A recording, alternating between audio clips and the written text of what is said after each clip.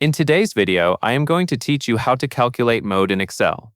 The mode is the value that appears most often in a group of numbers. Excel makes this very quick to calculate, and you only need to use one simple formula. In this example, we will place the result in a blank cell. Then select the number range and let Excel return the most frequent value automatically. Start by clicking on the blank cell where you want the answer to appear. This is the cell that will display the mode once the formula is complete. For example, if your list of numbers is in cells A2 through A6, you might click on cell A7, so the result appears directly below the data.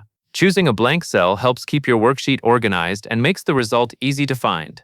Once that cell is selected, type equals mode.sngl and then an opening parenthesis. This tells Excel that you want to use the single mode function, which is designed to return the most common number from a selected range. Be sure to type the formula carefully so Excel recognizes it correctly. After that, click and drag your mouse to highlight the column of numbers you want to analyze.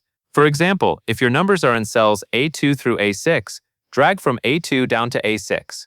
As you highlight the cells, Excel will insert that range into the formula for you. This is helpful because it reduces typing errors and makes sure you are selecting the exact data you want to use. When the correct range is selected, press Enter on your keyboard. Excel will immediately calculate the mode and show the result in the cell you selected at the beginning. If one number appears more often than the others, that value will be displayed as your answer. If you are working with a simple list of values, this method is usually the fastest and clearest way to find the mode. It is especially useful when reviewing repeated numbers in scores, survey results, or any small data set where you want to identify the most common entry quickly. Just remember to start in a blank cell, enter the mode.sngl formula, highlight your number range, and press Enter. Excel does the calculation for you in seconds. That covers everything you need to know.